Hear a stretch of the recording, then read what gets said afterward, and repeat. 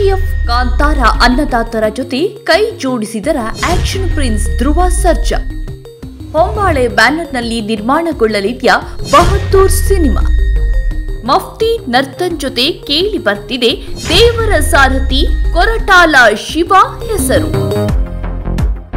KGF ನಂತರ ಪ್ರತಿಷ್ಠಿತ ನಿರ್ಮಾಣ ಸಂಸ್ಥೆಯಾಗಿ ಹೊರಹೊಮ್ಮಿರೋ ಹೊಂಬಾಳೆ ದಕ್ಷಿಣ ಭಾರತದ ಎಲ್ಲಾ ಭಾಷೆಗಳಲ್ಲೂ ಸಿನಿಮಾ ನಿರ್ಮಿಸುತ್ತಿರುವುದು ನಿಮ್ಗೆಲ್ಲ ಗೊತ್ತೇ ಇದೆ.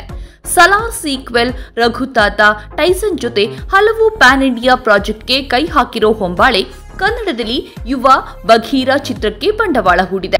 ಇದೀಗ ಆಕ್ಷನ್ ಪ್ರಿನ್ಸ್ಗೆ ಸಿನಿಮಾ ಮಾಡಲು ಹೊರಟಿರೋ ಸುದ್ದಿಯೊಂದು ಗಾಂಧಿನಗರದಲ್ಲಿ ಜೋರಾಗಿ ಕೇಳಿಬರ್ತಿದೆ. ಸ್ಯಾಂಡಲ್ವುಡ್ನ ಬಹದ್ದೂರ್ ಕಂಡು ಬೆಂಕಿ ಚೆಂಡು ಅಂತಾನೆ ಖ್ಯಾತಿ ಪಡೆದಿರೋ ಧ್ರುವ ಸರ್ಜಾ ಮಾರ್ಟಿನ್ ಹಾಗೂ ಕೆಡಿ ಚಿತ್ರಗಳ ಮೂಲಕ ಪ್ಯಾನ್ ಇಂಡಿಯಾ ಸ್ಟಾರ್ ಆಗುವತ್ತ ಹೊರಟು ನಿಂತಿದ್ದಾರೆ.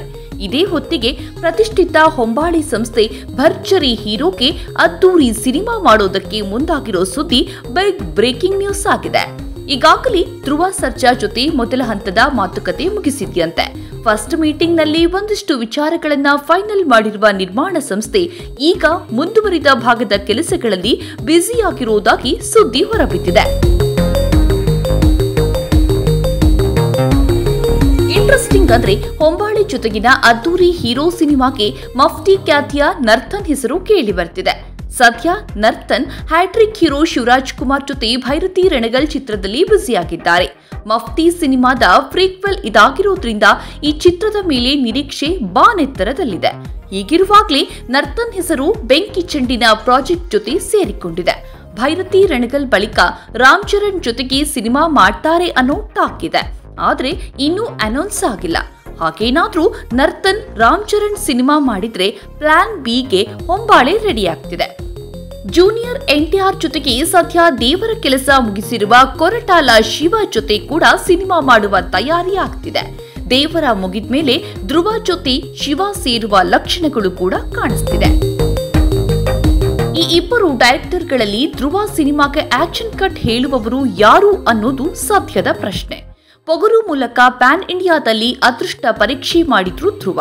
ಈಗ ಮಾರ್ಟಿನ್ ಮತ್ತು ಕೆಡಿ ಮೂಲಕ ಮತ್ತೆ ಬೇರೆ ಬೇರೆ ಭಾಷೆಗಳಲ್ಲಿ ಮಿಂಚಲು ಸಜ್ಜಾಗ್ತಿದ್ದಾರೆ.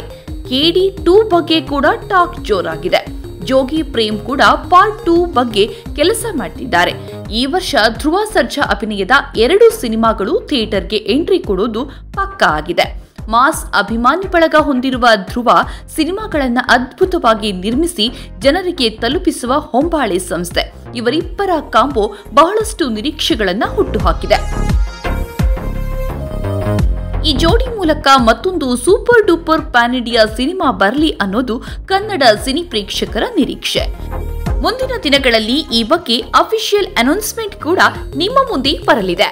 ಅಲ್ಲಿವರೆಗೂ ವೇಟ್ ಅಂಡ್ ಸಿ ಅಷ್ಟೇ.